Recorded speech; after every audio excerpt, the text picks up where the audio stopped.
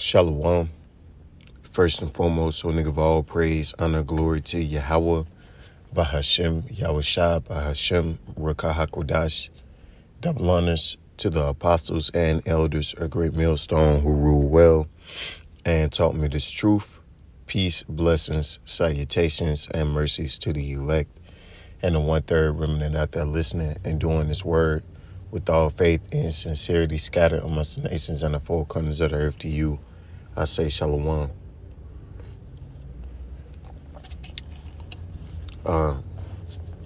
Today's lesson is going to be on how pride comes before destruction, right? And it's not really on this guy that you see on the screen. It's more so about the spirit that he was once in, right? Very proud, can't tell him nothing, rash, right? And this is a common spirit that's in Israel amongst, these, various camps, right? They feel like that they are untouchable. They've given themselves these lofty titles, right? These great names, and most of them don't even have the credentials to back it up. But yet they carry themselves and move like, they're deserving of the things in which have been granted to them, right? And it's just not true. It's wise to be humble, right? For a lot of reasons. Because you're going to be humbled one way or another, okay? And don't think because the Lord is given unto you substance,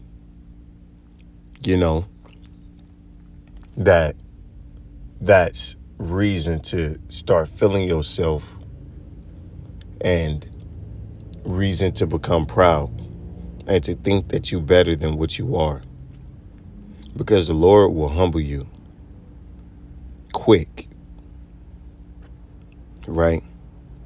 And the bigger your platform or your stage, or the more you come up, the more your humbling is going to be. Prime example, Exhibit A, Priest, Alizé, right? So let this be a warning. This is, I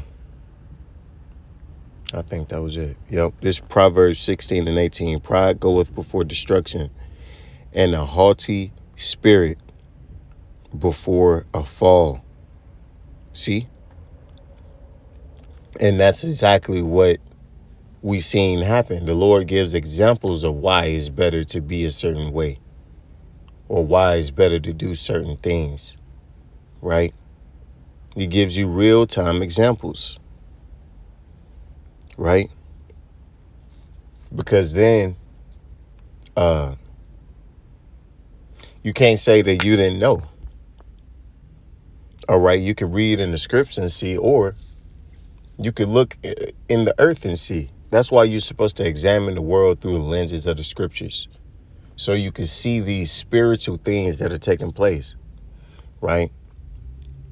And what's going on right now is it's the season for judgment, right? It's the season for the proud to be destroyed, right? The Lord said he's starting off at his house, right? And he gets you at the peak of your pride just when you think, just when you think you peaking is when it comes. you know. So that humbling experience is very, very brutal. That's why it's better to just humble yourself anyway. It's better to just come humble. You know what I mean? This is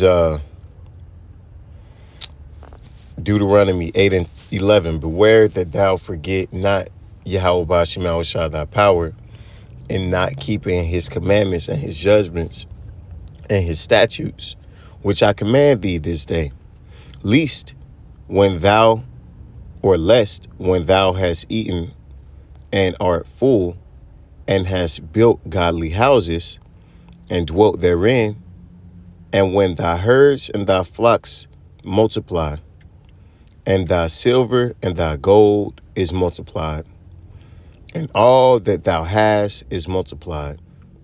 See, so the Lord will multiply you, right? He will give you blessings. He gave Esau a blessing, right? And he hates Esau, right? So take heed.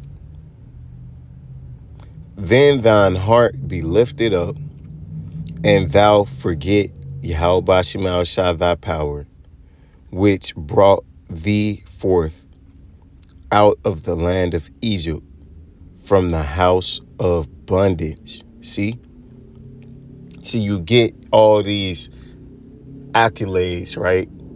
And they're all worldly things. See, silver, gold, women, right? Praises of men. You get these things and you start feeling yourself, and now all of a sudden, you slowly falling further and further and further and further away from Yahweh Bashim Yahushua, the power that gave you and got you all the things in which you have, right? He granted your desires. But instead of praising him, what do? You turn from him and you go right into the world, and you forget. You forget his terror. You forget that he sees all that you're doing. You forget his judgment. You forget his wrath, right? You forget his mercy, right? And then what happens? In a twinkling of an eye, it's all gone. And then you remember, right? Because now you have nothing but those thoughts of how you're forced to reflect. You're forced to examine, but you waited to the wrong time to do it, right? If you would have examined yourself before the Lord moved on you, maybe you could have been spared. If you would have been examining yourself this whole time, maybe you wouldn't be in this situation. It's not like the Lord don't want to bless us. He wants to bless us, right? But he wants you to keep your end, which is being humble and acknowledging him in all things, right? But these guys, they get bigged up with the praises of other men, and then they go and they start,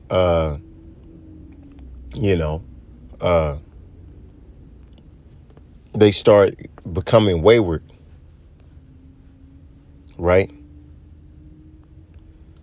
This is Luke 14 and 10, or 14 and 8. When thou art bidden of any man to a wedding, sit not down in the highest room, lest a more honorable man than thou be bidden of him. And that's what these guys do. They all seek preeminence. They want to be that guy, right? They want to be the one. That's why they give themselves these lofty titles. Commanding general, the bishop, chief priest. Damn.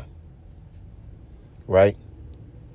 They give themselves these titles, man.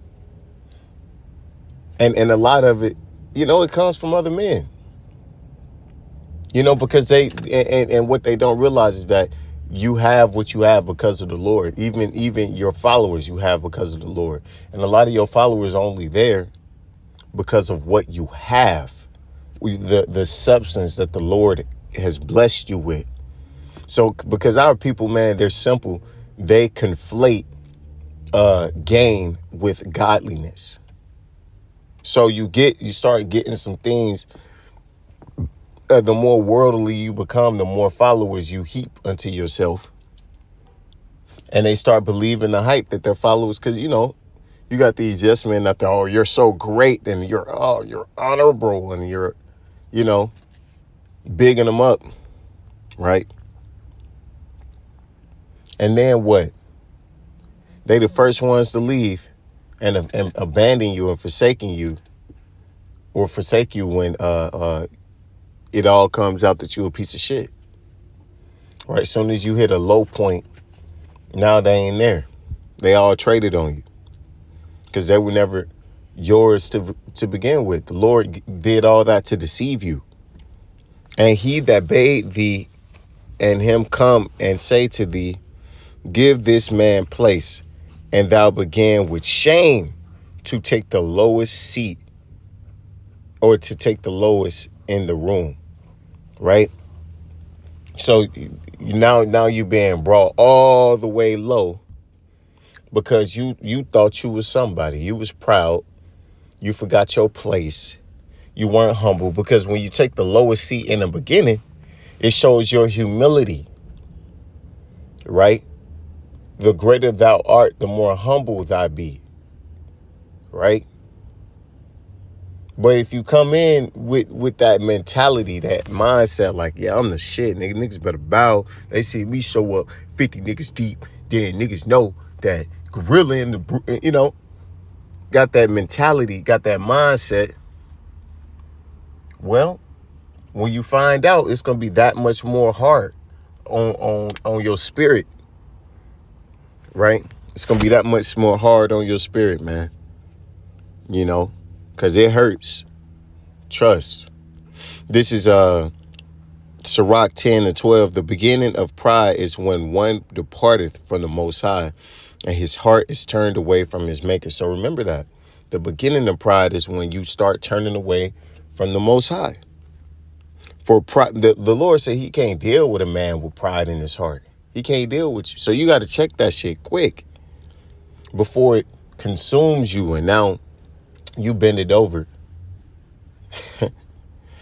You bending over and shit. Let's just leave it there and shit, right? And then you started becoming deceived. You start deceiving yourself, right? Now your mind playing because you proud. You can't be corrected now, to the point where you just you go off the rails.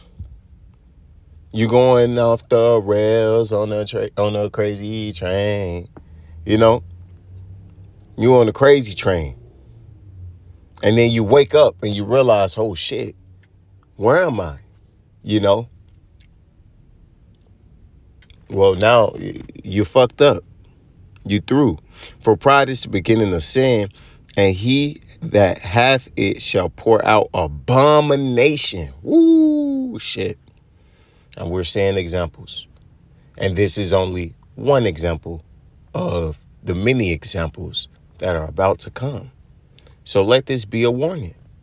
And therefore, the Lord brought upon them strange calamities and overthrew them utterly. See? Because the Lord ain't fucking with that. He ain't dealing with that, man. He deals with the meek and the humble. Right? Those are the ones who maintain his favor, right? And his mercy and his compassion and his blessings, ultimately, right? So with that, I give all praise and glory to Yahweh, Shema, Shabbat, Shem, Bakakudash, Wa, Baba, Ball, and DTADTN.